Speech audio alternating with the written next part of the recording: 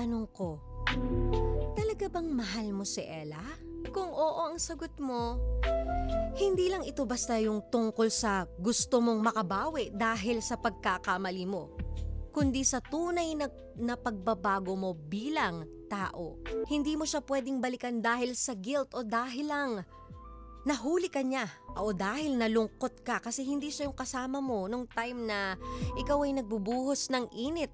Tandaan mo, Rico, minsan ang pag-ibig hindi sinusukat sa tamis ng simula, kundi sa bigat ng katapatan. At kapag nawala ito dahil sa pagkakamali, bihira itong ibalik, pero posible.